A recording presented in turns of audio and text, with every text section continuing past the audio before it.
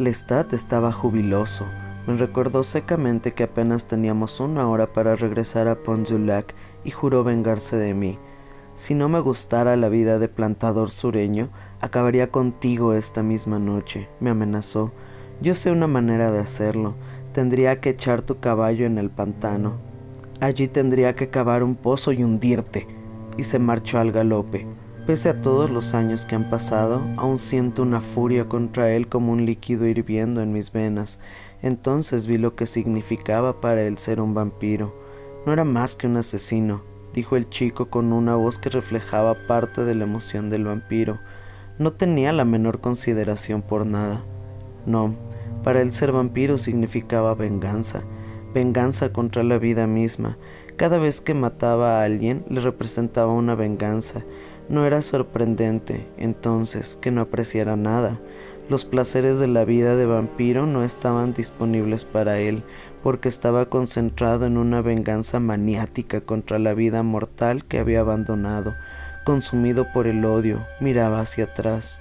Consumido por la envidia, nada le agradaba, salvo si podía arrebatárselo a los demás, y una vez que lo poseía, se quedaba frío e insatisfecho, sin amor por esa cosa, y entonces partía a la búsqueda de algo más, la venganza, ciega, estéril y despreciable. Pero te he hablado de las hermanas Frenier. Eran casi las 5:30 cuando llegamos a la plantación. El alba llegaría poco después de las 6, pero yo fui a su casa. Entré subrepticiamente en la galería inferior y las vi a todas reunidas en la sala. Ni siquiera se habían puesto ropa de cama.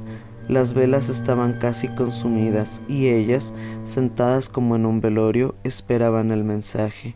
Estaban todas vestidas de negro, como era la costumbre en esa casa, y en la oscuridad las formas oscuras de sus vestidos se unían por debajo de sus cabellos negros y lustrosos, de modo que en el resplandor de las velas sus rostros parecían ser los de 5 suaves y brillantes apariciones, cada una personalmente triste, cada una espléndidamente valiente. Pero solo la cara de Babette parecía realmente decidida.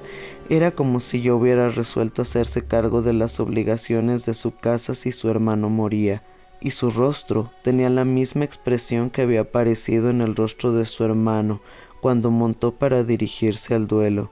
Lo que ella tenía por delante era casi imposible.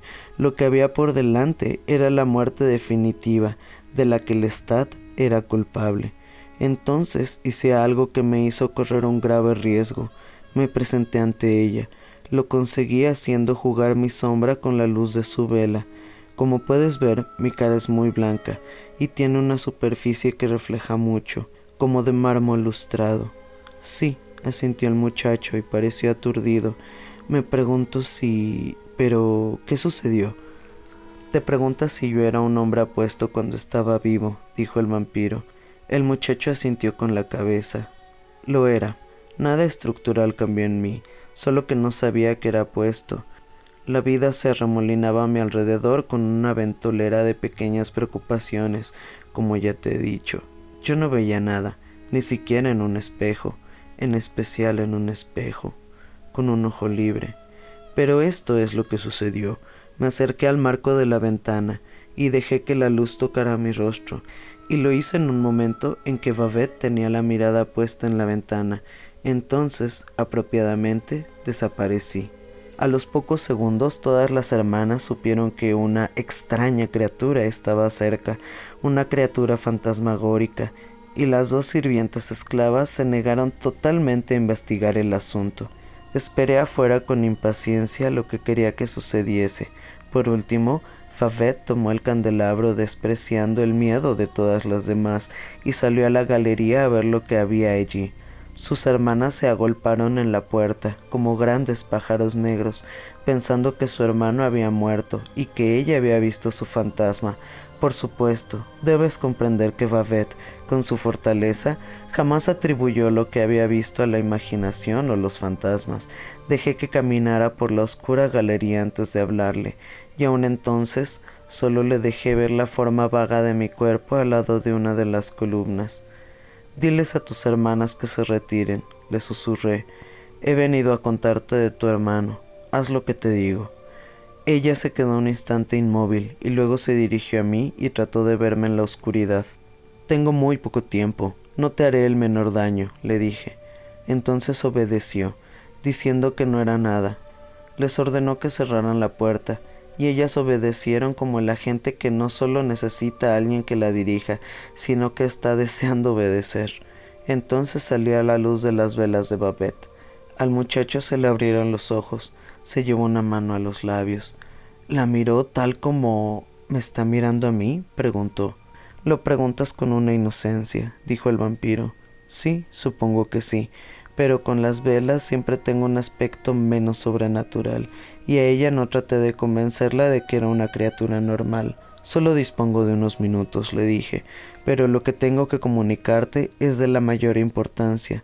Tu hermano luchó con coraje y ganó el duelo. Pero espera, debes saberlo ahora. Ha muerto». La muerte fue proverbial para él, la asaltante nocturna contra la que nada pudo hacer su bondad o valentía. Pero esto no es lo principal que he venido a contarte, es lo siguiente. Puedes dirigir la plantación y salvarla. Lo único que necesitas es que nadie te convenza de lo contrario. Debes ocupar su lugar, pese a todas las opiniones, a todas las palabras convencionales sobre el sentido común y lo que debe ser. No debes escuchar a nadie. La misma tierra está aquí, ahora igual que ayer, cuando tu hermano dormía en ella. Nada ha cambiado. Debes tomar su lugar. Seréis 5 mujeres condenadas a una mísera pensión, que viviréis la mitad o menos de lo que os puede brindar la vida. Aprende lo que debes saber, no te detengas ante nada hasta que tengas las respuestas, e imagina mi visita como la prueba de tu valentía, siempre que desfallezcas. Debes tomar las riendas de tu propia vida. Tu hermano ha muerto». Pude ver por la expresión de su cara que escuchaba cada palabra mía. De haber tenido tiempo, me hubiera hecho preguntas, pero me creyó cuando le dije que no lo había. Luego utilicé toda la habilidad para dejarla lo más rápido posible y parecer que había desaparecido. Del otro lado del jardín vi su rostro iluminado por la vela. La vi intentando verme en la oscuridad, mirando para un sitio y otro, y luego la vi hacer la señal de la cruz y volvió adentro con sus hermanas. El vampiro sonrió. En toda la costa nada se dijo acerca de una extraña aparición a Babette Frenier, pero después del primer duelo y de las tristes conversaciones entre las mujeres solitarias, ella se convirtió en el escándalo de la región porque decidió dirigir su plantación. Acumuló una inmensa dote para su hermana menor y a los pocos años ella misma se casó, y Lestat y yo casi ni intercambiábamos palabra. ¿Continuó viviendo en Pont du Lac? Así es. Yo no podía estar seguro de que Lestat ya me hubiera dicho todo lo que yo necesitaba saber, y yo necesitaba disimular. Mi hermana se casó en mi ausencia, por ejemplo, mientras yo sufría el paludismo, y algo similar me sucedió el día del funeral de mi madre.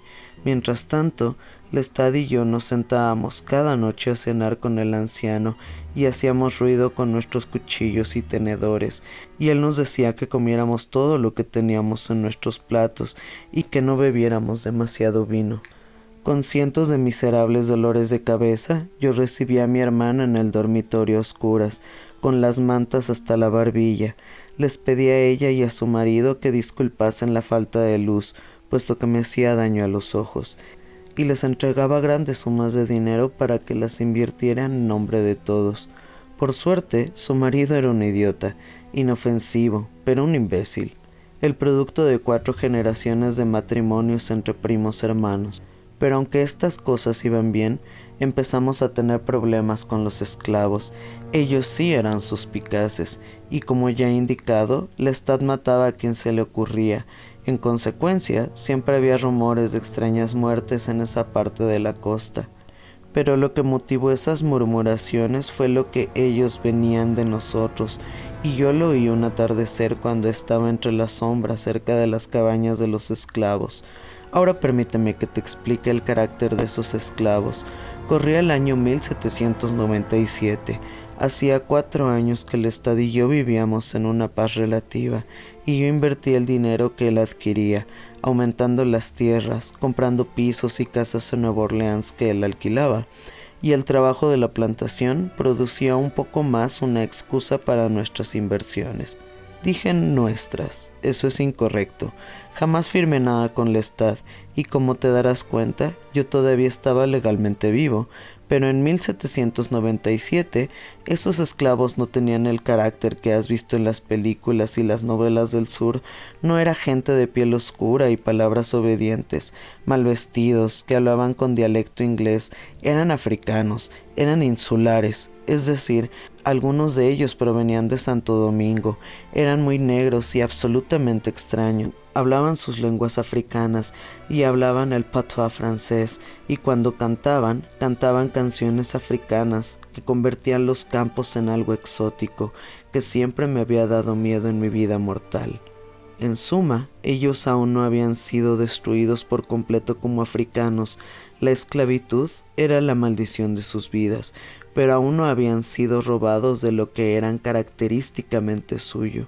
Toleraban el bautismo y las modestas vestimentas que les imponían las leyes católicas francesas, pero, por las tardes, transformaban sus ropas baratas en disfraces delirantes, hacían joyas con huesos de animales y pedazos descartados de metal que pulían como si fueran oro, y las cabañas de los esclavos de Pont du Lac eran un país extranjero, una costa africana después del anochecer, en el cual ni el más intrépido superintendente se animaba a deambular, pero los vampiros no se asustaban.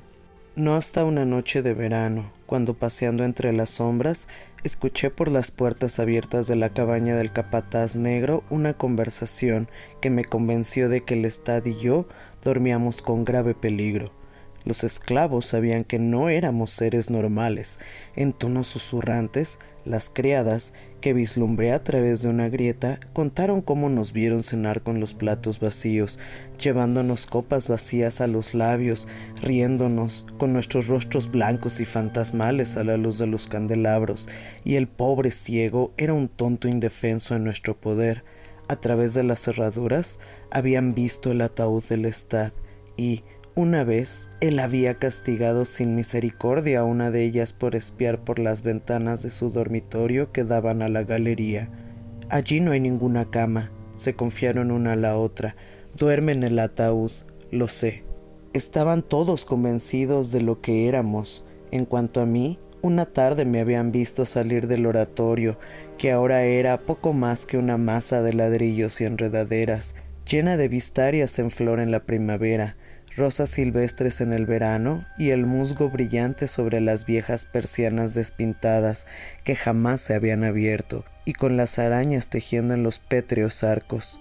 Por supuesto, yo simulaba visitarlo en memoria de mi hermano, pero, por sus palabras, estaba claro que ya no creían más en esa mentira, y ahora no solo nos atribuían las muertes de los esclavos encontrados en el campo y en los pantanos, y también las muertes de reses y caballos, sino todos los demás acontecimientos misteriosos y extraños, incluso las inundaciones y tormentas, que eran las armas de Dios en su batalla personal contra Louis y Lestat.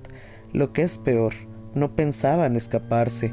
Nosotros éramos demonios y nuestro poder ineludible. No, nosotros debíamos ser destruidos. Y en esa reunión, de la que me convertí en un participante invisible, había un grupo de esclavos de Frenier.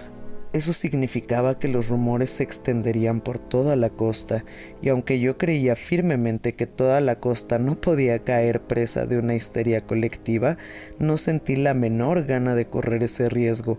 Me apresuré a volver a la plantación a decirle a Lestat que nuestro papel de plantadores sureños había terminado. Tendría que ceder su látigo de esclavista y su servilletera de oro y regresar a la ciudad.